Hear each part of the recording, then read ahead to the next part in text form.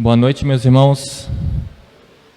Meu nome é André, eu sou colega do Daniel no seminário e fiquei muito feliz e me senti muito honrado pelo convite. Eu me sinto realmente privilegiado de estar aqui com vocês hoje, podendo compartilhar um pouco sobre a palavra do nosso Deus. E hoje eu gostaria de trazer para a nossa reflexão, essa noite, o capítulo 13 do Evangelho de Jesus segundo Lucas. Nós vamos fazer uma leitura do versículo 1 ao versículo 5.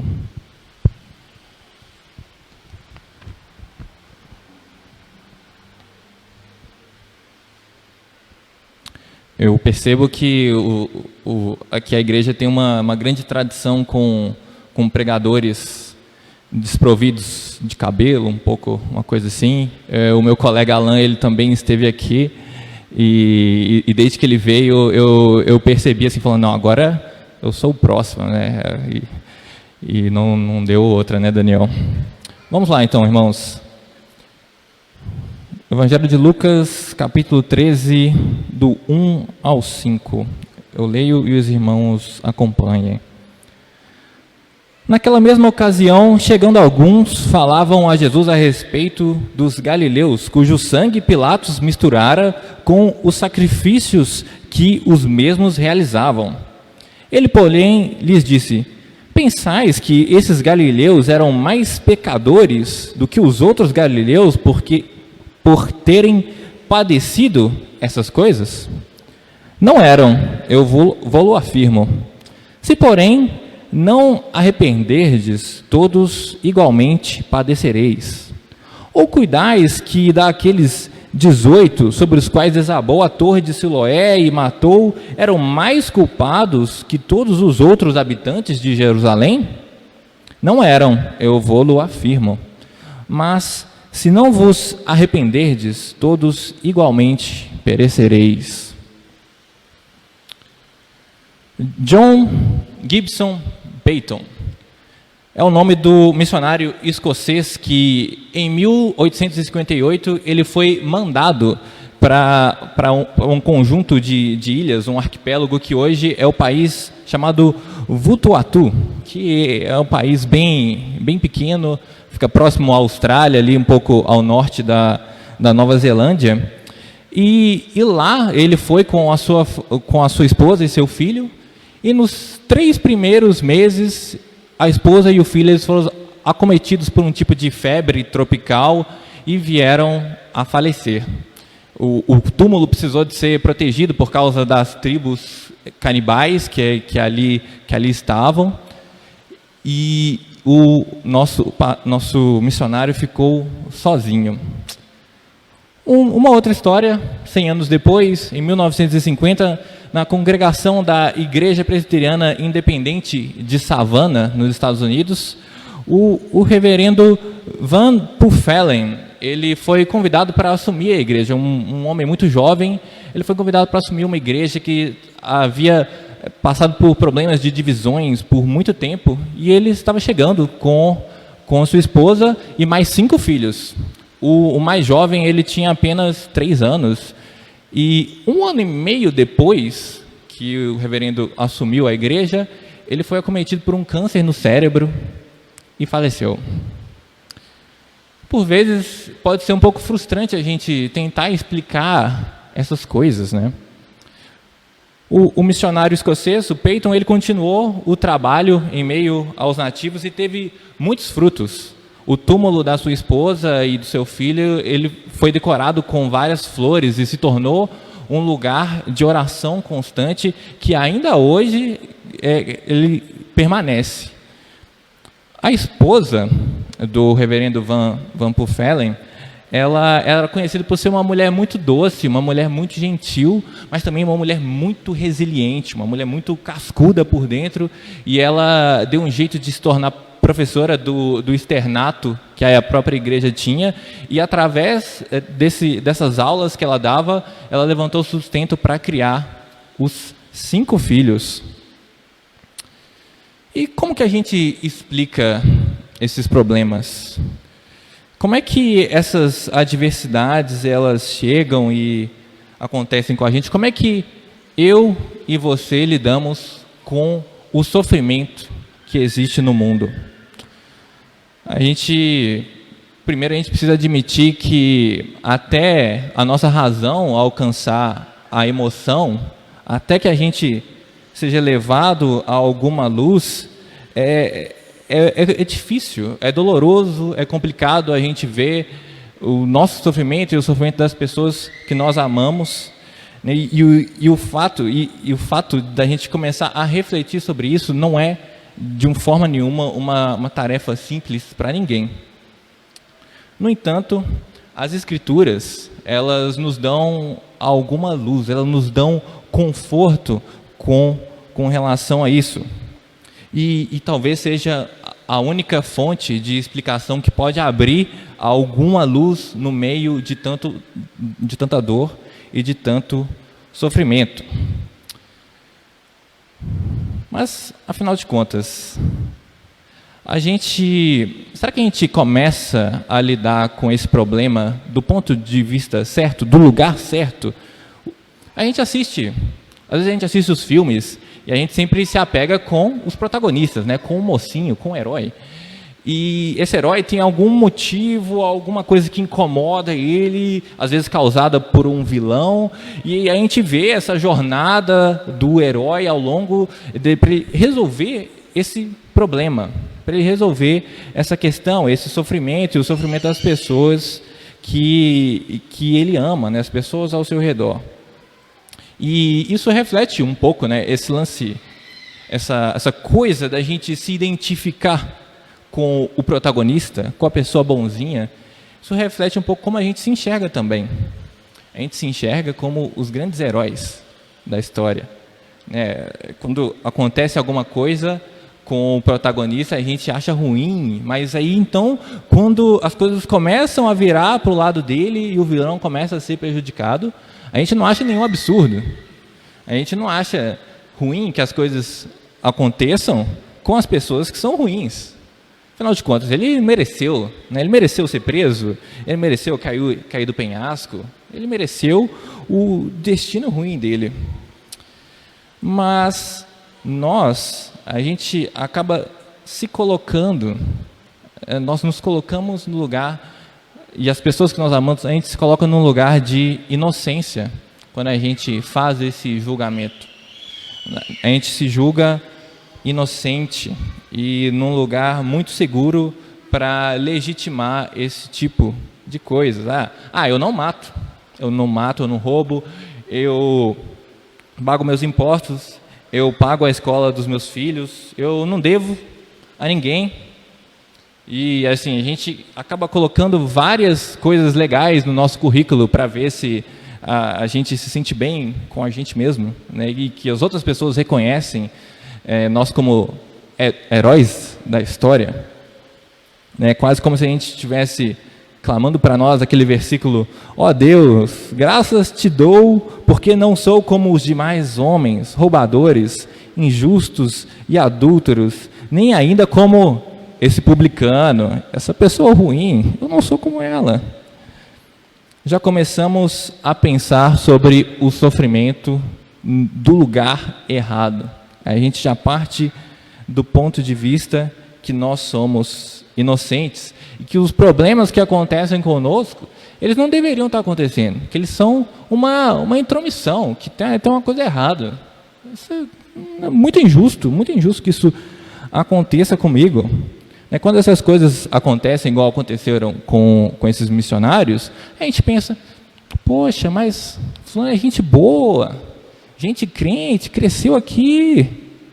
E a gente acaba meio que inocentando as pessoas e se colocando num lugar de inocência.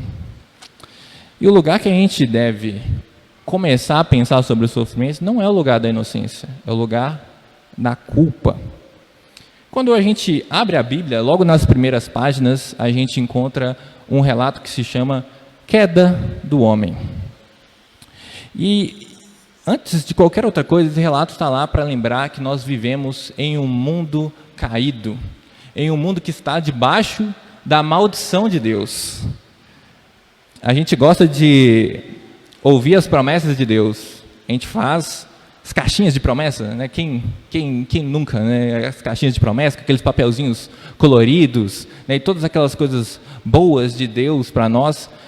Mas a gente se esquece que a primeira promessa de Deus para nós foi que o dia que você comer daquele fruto, daquela árvore, certamente você vai morrer.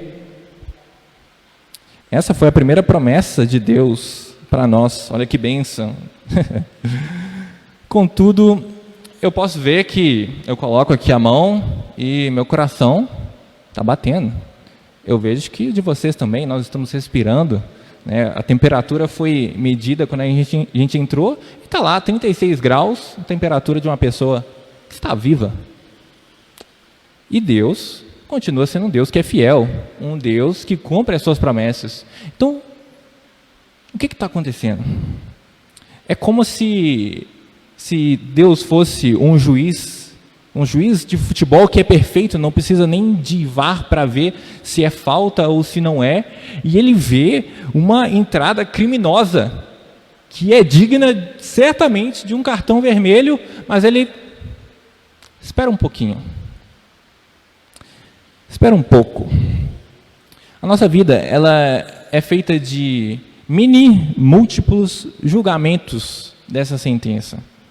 E cada perrengue, cada sofrimento, cada situação que a gente passa, que às vezes a gente se dá conta que é um problema muito maior do que a gente, cada uma dessas situações, elas são pequenos julgamentos muito misericordiosos, muito cheios de compaixão dessa sentença de Deus.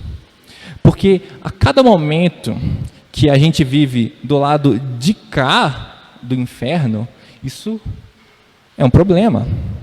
Como é que um Deus que é justo e que é verdadeiro, que odeia o mal, pode tolerar que isso continue existindo? Como é que ele pode atrasar o seu aviso de que aquele que pecar vai morrer? O problema, meus irmãos, não está no nosso sofrer. O problema são as coisas boas que a gente vive. Se a gente parar para pensar, até o pior tipo de pessoa que já viveu nessa terra, viveu coisas muito boas. Pensa aí, a pior pessoa que você já conheceu na sua vida. Não, tá bom, então pensa no Hitler, então, vamos pensar um exemplo que todo mundo conhece. O Hitler, ele com certeza ele já olhou para um pôr do sol e falou assim, nossa, que bonito.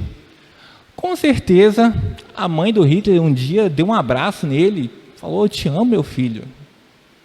Com certeza, ele teve muitas boas experiências na vida. E no fim das contas, nosso problema não são as coisas ruins que a gente passa, não é o nosso sofrimento. O problema são as coisas boas. Vamos considerar um pouco a resposta que Jesus deu a esses galileus, ao caso desses galileus que foram massacrados por Pilatos. Eles queriam saber se esses homens, se eles eram mais pecadores que os outros por terem sofrido esse destino. E aí? O que vocês acham? Talvez você que é um pouco mais antigo de igreja, você vai dizer que não. E essa é a opinião popular, de forma alguma. Você talvez se lembre da história de Jó, que Jó foi um homem que sofreu diversas mazelas e não foi por nenhum pecado pessoal.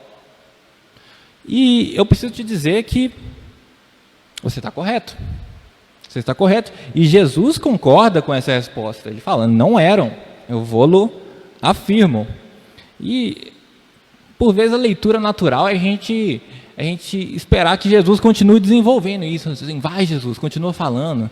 Como que, às vezes, as pessoas boas, as pessoas justas, as pessoas inocentes, falam como é que elas sofrem. Fala que elas sofrem injustiça. E, para nossa surpresa, não é isso que Jesus diz. Jesus diz, se vocês não se arrependerem, vocês vão padecer do mesmo jeito. Porque Jesus, ele não foca na tragédia que alguns sofreram, mas ele foca na graça que muitos outros não sofreram. Muitas outras pessoas não sofreram aquela tragédia, e é esse que é o foco de Jesus.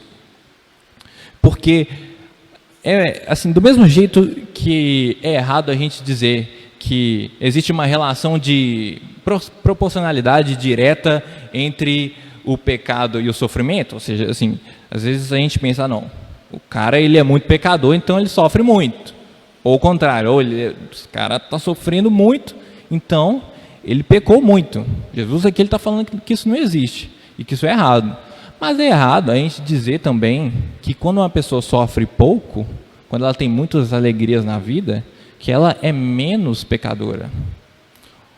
Os dois são errados. Sendo assim, uma vez que a gente entende que o homem é totalmente depravado, uma vez que a gente entende que em Adão nós nos tornamos totalmente incompetentes, impotentes com relação à lei de Deus, totalmente rebeldes com relação aos propósitos, aos desígnios de Deus, que o nosso coração ele é enganoso, desesperadamente corrupto. Quando a gente entende que nós estamos mortos nos nossos delitos, nos nossos pecados, e que tudo que o nosso coração produz é fruto dessa morte, fica um pouco mais fácil da gente entender sobre essa nossa questão do sofrimento. E aí o desafio passa a ser a entender o porquê que a gente não sofre mais do que o que a gente sofre. O desafio passa a ser a gente entender por que nós temos tantos momentos bons na nossa vida. O Deus que as Escrituras nos apresentam é um Deus que é soberano, um Deus que faz tudo de acordo com a sua vontade, um Deus que é santo, um Deus que é justo, um Deus que é bom. Um Deus que jamais pode ser colocado no lugar do autor do mal. Jamais. No entanto, nada sai do controle de Deus. Nem o sofrimento da minha e da sua vida, e nem o mal. Nada sai do controle de Deus.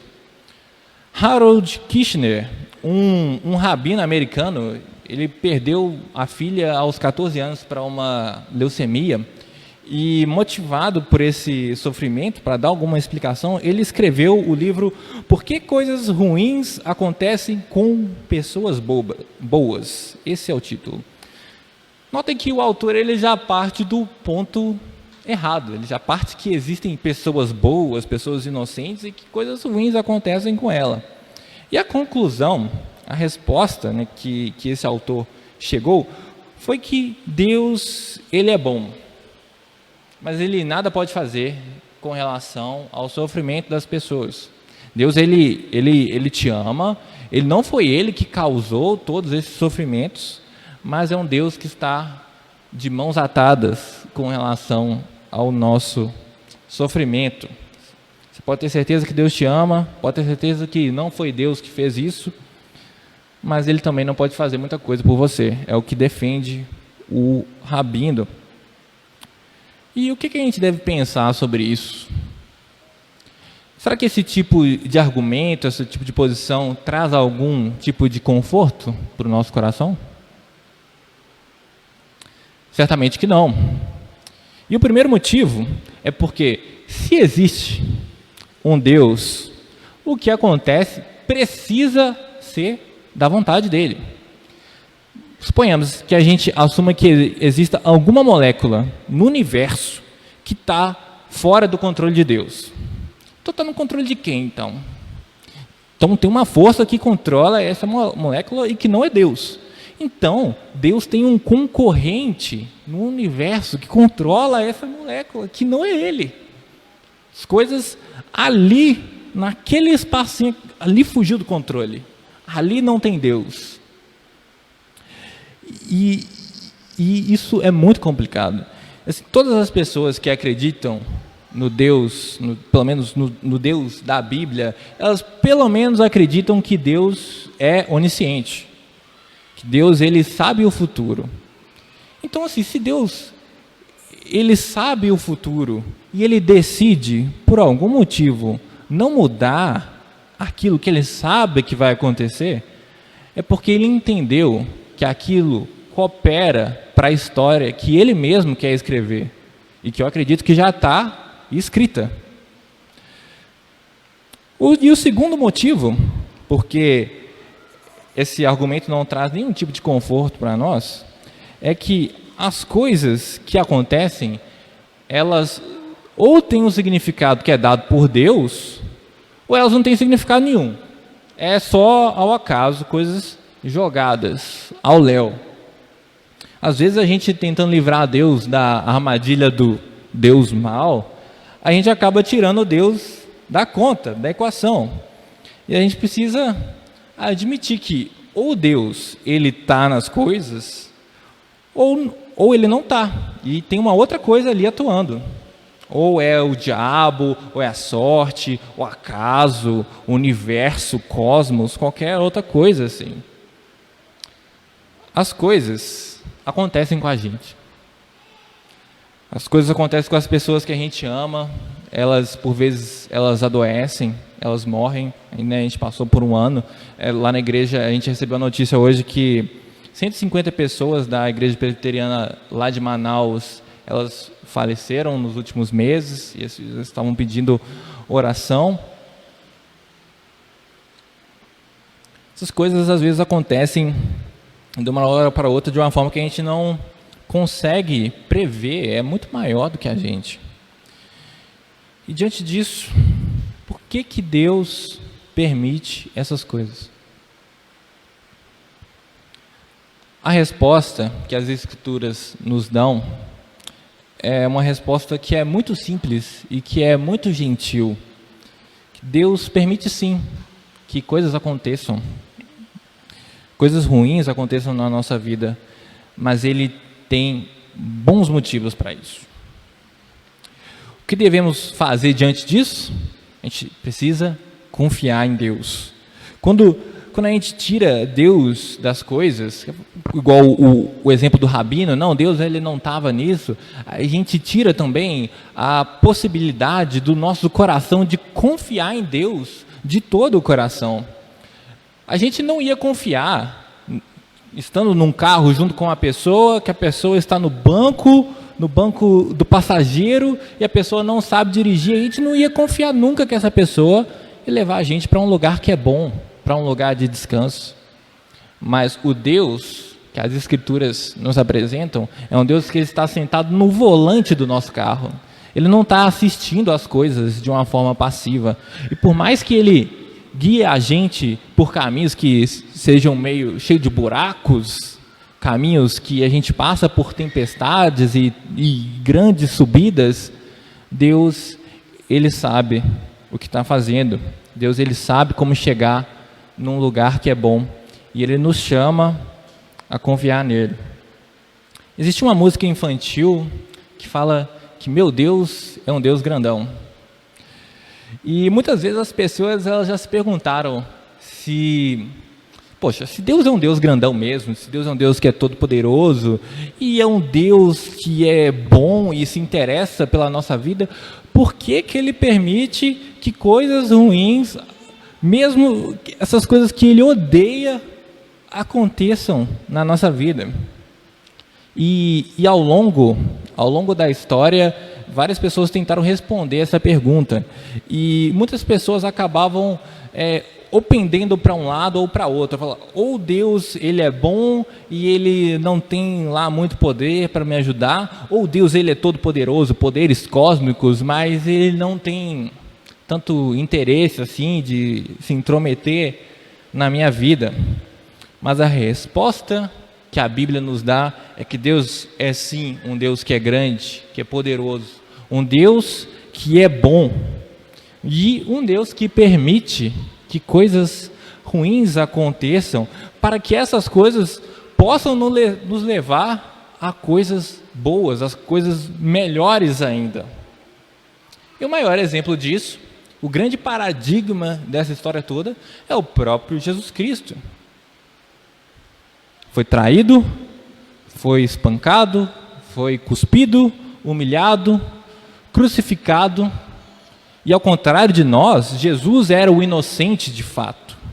Jesus, se existiu alguém que não merecia aquilo tudo, foi a pessoa de Jesus Cristo. E ele sofreu aquele castigo todo por nós, no nosso lugar. E tudo isso, toda aquela injustiça, todas essas coisas ruins, para que o bem, o maravilhoso plano de Deus pudesse ser executado na nossa vida. Onde abundou o pecado, superabundou a graça.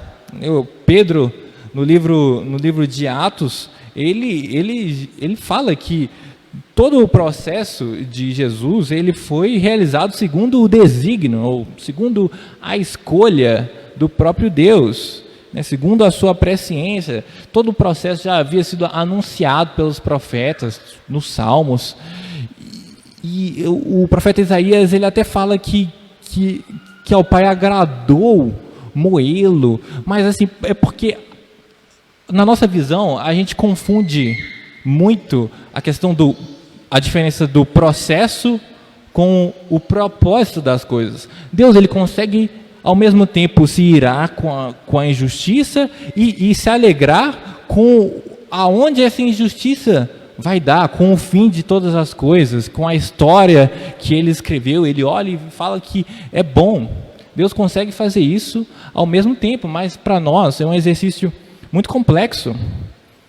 Para ficar um pouco mais claro, essa questão do processo e propósito, quando a gente pega, por exemplo, a história de uma viúva chegou para Eliseu, meu marido morreu, ele era seu discípulo, e tem um cara querendo levar meu filho como escravo, e eu não sei o que eu faço. Eliseu, o que você tem na sua casa? Tem um azeite. Fala, pede um monte de vasilhas para os seus vizinhos e sai colocando esse azeite, dividindo nas vasilhas.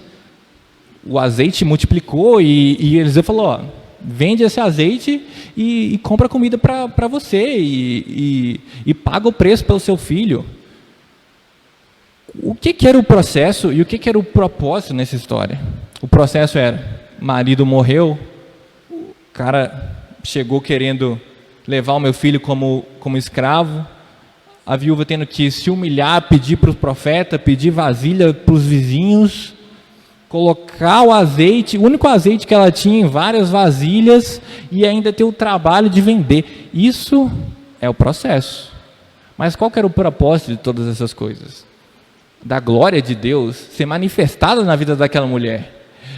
De Deus se mostrar como um Deus que é um Deus de provisão e que usa meios naturais e sobrenaturais para fazer o que Ele quer, na hora que Ele quer, do jeito que Ele quer. E quando a gente olha para as coisas, para o nosso sofrimento, às vezes a gente não encontra um propósito no meio do processo. A gente tem essa dificuldade de enxergar as coisas. Mas vamos levar o nosso olhar rapidamente para o livro de Romanos, no capítulo 8, que a gente vai, a partir do versículo 17, Paulo, ele começa a falar da nossa adoção e da nossa glorificação, dizendo, ora, se somos filhos, somos também herdeiros, herdeiros de Deus e co-herdeiros com Cristo. Se com Ele sofremos, também com Ele iremos ser glorificados. O presbítero Wesley falou, nós somos herdeiros de Cristo, e o Paulo está aqui concordando, realmente, nós somos co-herdeiros com Cristo. Vamos herdar a glória de Jesus, os méritos de Cristo, né? Oh, glória! Mas Paulo, ele fala aqui que o caminho que Jesus fez para merecer, para derrotar a morte, o caminho que Jesus abriu, foi através do sofrimento. E Paulo está falando que, como nós somos co-herdeiros de Cristo, nós herdamos a glória dele, a glorificação na ressurreição, mas nós também herdamos o sofrimento. E ele continua, porque para mim tenho por certo que o sofrimento do tempo presente não pode ser comparado com a glória a ser revelada em nós. O propósito é muito maior, é sempre muito maior que o processo. Porque para mim, eu tenho por certo. E ele coloca, né, nos versículos seguintes, que nós gememos, né, como uma consequência do que a gente sofre aqui, e que esses gemidos, a solução dele é a nossa adoção como filhos, e a redenção do nosso corpo. E ele continua falando nos próximos versículos, né, que é necessário que a gente tenha perseverança, é necessário que a gente mantenha a esperança acesa, que nossa esperança é uma esperança que é certa. Ele fala da promessa do Espírito Santo, que ele nos ajuda, né, quando a gente ora com os gemidos inexprimíveis, que o Espírito sonda o nosso coração e leva todas essas coisas, as coisas que a gente às vezes não consegue nem colocar em palavras, para Deus, um Deus que nos ouve. E aí, no versículo 28, a gente chega na joia das promessas de Deus, na cereja do bolo, que sabemos que todas as coisas cooperam para o bem daqueles que amam a Deus, daqueles que são chamados segundo o seu propósito. E esse versículo, Paulo, ao escrever, ele se alegra com isso, de saber que Deus é um Deus que, apesar de tudo o que a gente sofre, de todas as mazelas, que Ele está constantemente trabalhando para que isso se torne em bem na nossa vida. Mas talvez você olhe para a sua vida e para as suas atitudes no dia a dia, segunda, quarta, sexta. Talvez eu não ame tanto a Deus assim. Mas, assim, se esse versículo terminasse na primeira vírgula, né, se essas coisas fossem,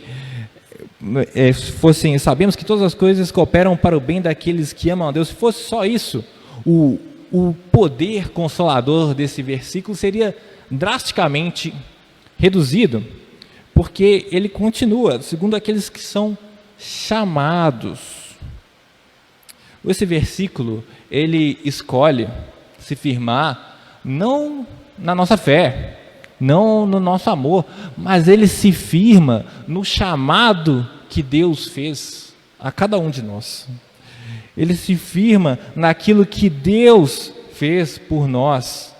Ele se firma naquilo que Jesus chama de nascer de novo, naquele chamado irresistível do Espírito Santo, que faz com que a vida seja gerada no nosso coração. E Deus, o próprio Deus, ele se coloca na posição de garantir que o nosso amor vai estar sempre ligado a Ele, porque foi Ele que nos amou primeiro.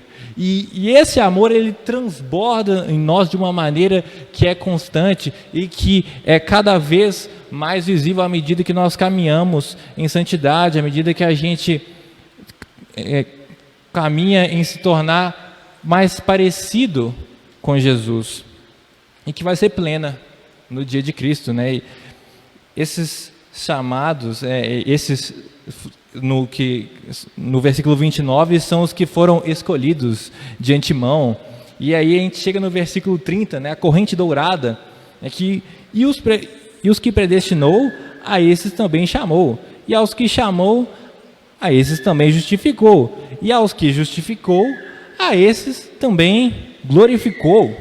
Repare que Paulo, ele coloca todos os verbos no passado, e é um passado que já foi concluído, já acabou, já fez. Deus, o próprio Deus, ele garante que na vida de todas essas pessoas, que esses verbos foram aplicados por Cristo, que já predestinou, que já justificou, que todas as coisas cooperam para o bem dessas pessoas. É o próprio Deus que garante isso. No final de 2014 para 2015, eu tive uma infecção estomacal muito braba. E o clínico me receitou o antibiótico comprimido grandão, e grudou no finalzinho do esôfago e deu uma úlcera. Eu estava sangrando por dentro e era mais ou menos no final final do ano e eu perdi 10 quilos em 7 dias e estava vivendo à base de água de coco, Gatorade, fiquei internado e 10 dias e muito trabalho para os meus pais. Por quê? E por que isso aconteceu? Talvez Deus estivesse querendo me ensinar a ter um pouco mais de paciência. Talvez Deus quisesse me ensinar um pouco mais sobre a minha família e o valor que eles têm. Talvez Deus estivesse falando assim, para de comer essas coisas na rua, essas pimentas que ficam lá abertas, né, ficam um tempão ali. Mas, assim, talvez a gente não saiba qual é o propósito de todas as coisas que a gente passa na nossa vida. Mas o que Deus garante é que para Ele tudo isso faz sentido. Para Deus tudo isso tem um propósito, que apesar do diabo e do mundo, das forças militarem contra nós, estarem trabalhando para a nossa destruição, Deus, Ele sempre esteve, está e estará trabalhando para o nosso bem. E já caminhando para o final, meus irmãos, no final da história de José, né, lembrando, né, o que José passou, rejeição dos irmãos, vendido como escravo, ficou anos e anos sem ver o pai que ele amava, falsa acusação de estupro, prisão, uma série de coisas ruins. E então, quando ele se encontra com seus irmãos, ele diz: assim não foste vós que me enviastes para cá, e sim Deus, que me pôs por pai de Faraó e senhor de toda a sua casa, como governador da terra do Egito. E numa outra ocasião, vós, na verdade, intentaste mal contra mim, porém Deus tornou em bem, para fazer como vedes agora, que se conserve muita gente em vida. Deus tornou o mal em bem. Talvez na maior parte das vezes a gente não saiba o porquê que as coisas aconteçam com a gente, mas o ponto crucial para nós é entender que Deus, Ele quer que nós passemos por aflições nessa vida. Quando a gente fica doente, foi Deus que quis.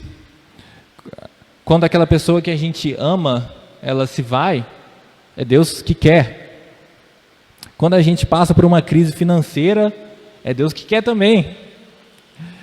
Só que Ele promete transformar isso em bem, de alguma forma na nossa vida.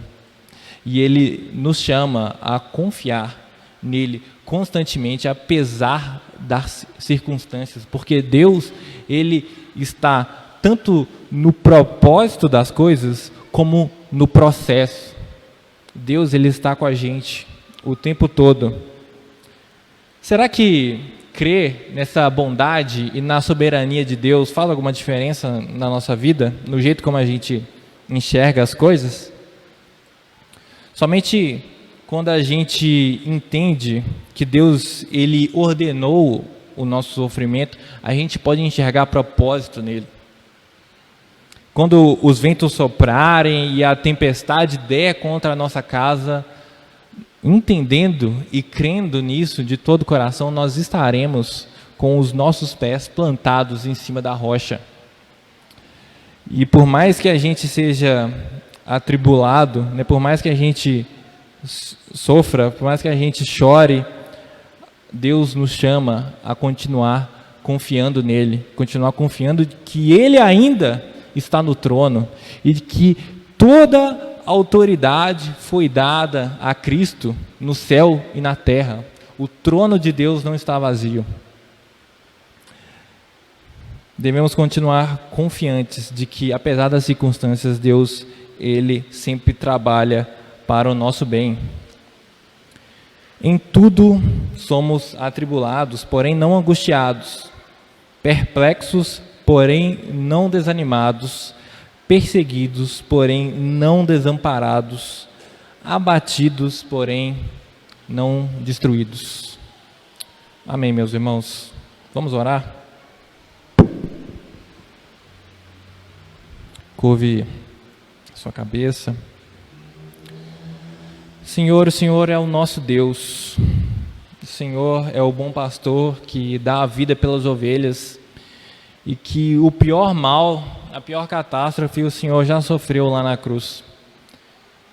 E tudo que a gente passa nessa vida, Deus, é sempre muito menos do que a gente merecia passar, Deus. Nós reconhecemos que é muito menos do que o Senhor sofreu lá na cruz, muito menos do que o Senhor carregou, Pai, pelo peso dos nossos pecados.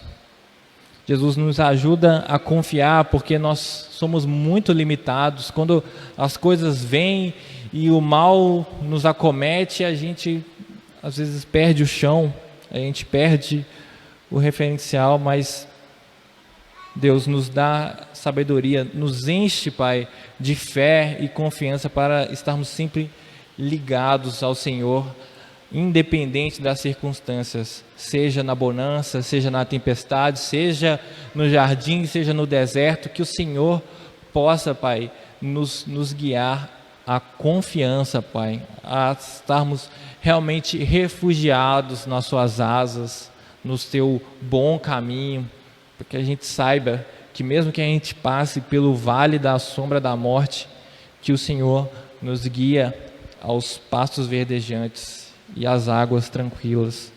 E é no